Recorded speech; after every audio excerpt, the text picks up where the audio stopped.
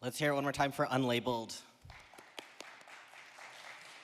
And keep the applause going as I welcome to the stage for Q&A Emery and Alicia, who you've seen in the documentary, and Colette Johnson-Voberg, director and producer of Unlabelled.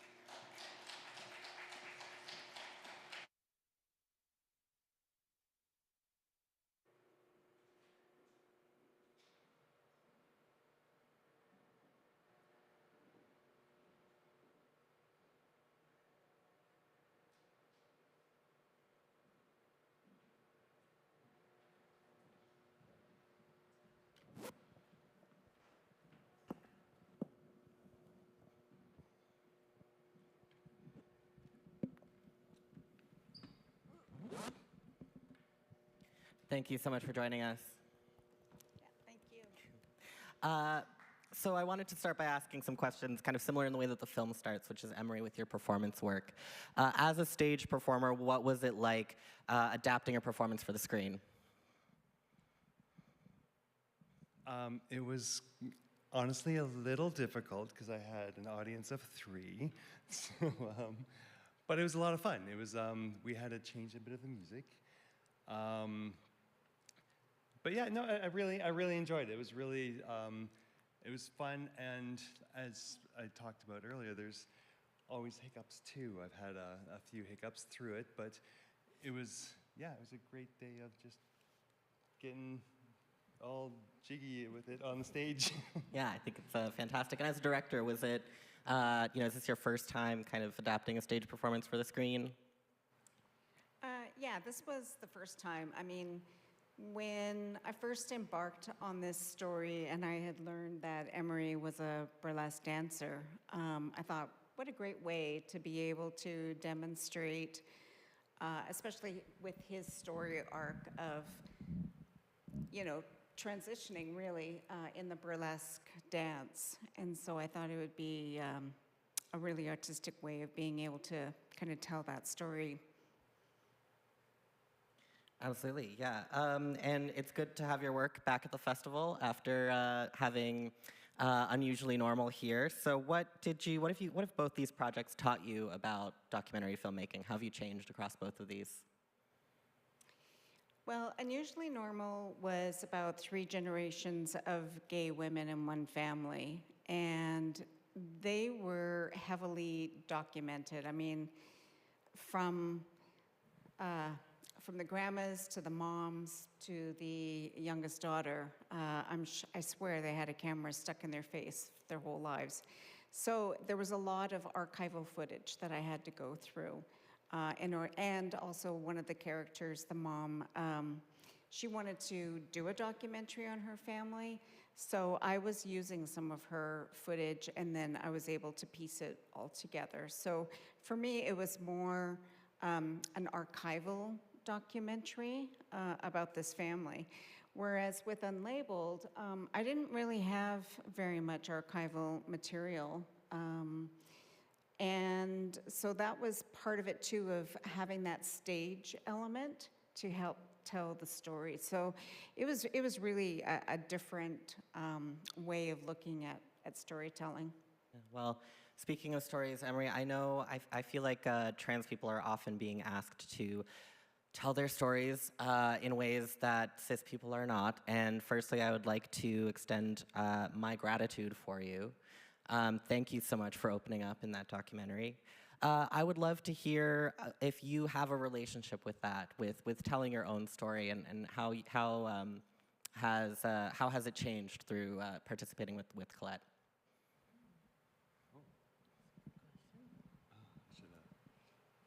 How has it changed? Yeah, your relationship to your own story and to telling it. Oh, since opening up. That's I don't know. It's an interesting one because I feel like it's a constant journey.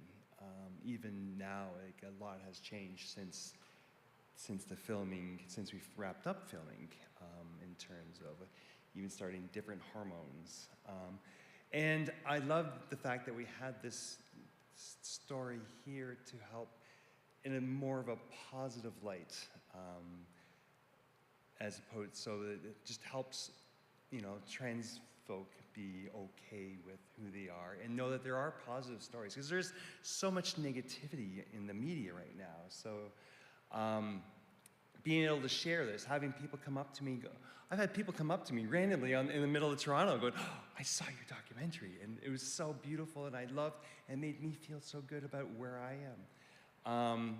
So that's really helped my confidence as well, knowing that my positivity and me not hiding or shying away helps others feel like they can open up and share their stories. That's really beautiful that you're able to both gain power and share power by sharing your own story. That's fantastic. And Alicia, as their partner, what was it like for you to kind of welcome cameras into this stage of your lives? What was it like? I mean, it felt very fluid and organic for me to share the story. It felt very celebratory of a relationship that not everybody in our lives really fully understand. I mean, we're both parents, and being each other's greatest support in this life has perplexed a lot of people because it's not a traditional relationship.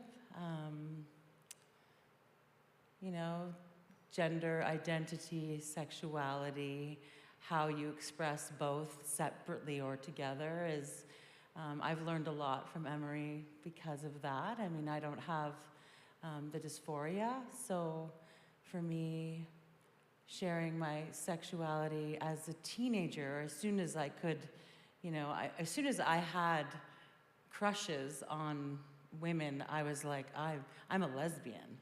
So I ran to my parents right away to share that, I find it fascinating that you've chosen queer stories. Like, I didn't know that your other documentary was also queer related. So I'd love to talk to you more about that. But anyway, sorry. Yeah. It's certainly, I think it's great to have this platform to be able to open up about that stuff. Well, back to Colette, what you've done a lot in the film industry, and what do you think? What do you, and also you in the documentary connect with a number of people who are working in the film industry or film adjacent. So what do you think the film industry can do to be more inclusive? Well, I think just, for working in the industry, it can be very, like when you're trying to break into the film industry, there tends to be groups, especially in the dramatic side of things, where you have your props people, and they like to work with who they like to work with. You have your camera people, and they have their group, and like everyone has their own groups.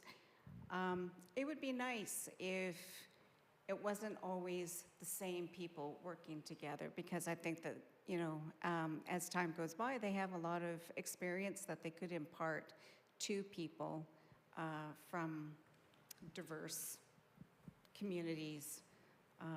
So I know that there is programs, and there's, especially with the government funding, there's mandates of, you have to have a certain amount of diversity. So, I mean, those things help, but I think it could be a lot more open. Yeah, kind of open-mindedness. Yeah.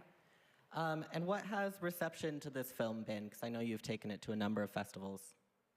Well, it won actually Best Film for for Paris, the ARP Film Festival.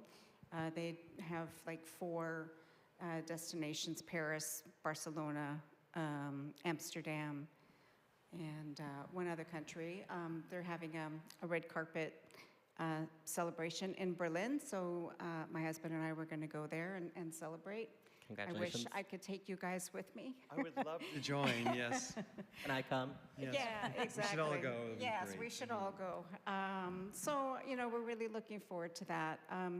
I really would like to try and push it more on the educational side, you know, especially with the trans community, because I think, and straight, of course, just, you know, because I don't think people really understand the trans community that well, and, you know, I certainly didn't until I started this film.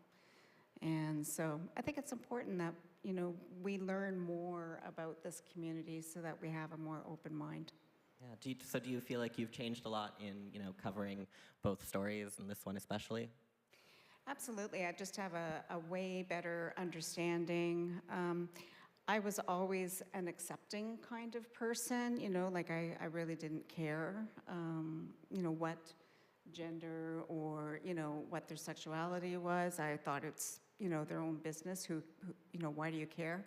But when I look at the world politics and, you know, how people who just have so little understanding, they're the ones who are governing and making the laws.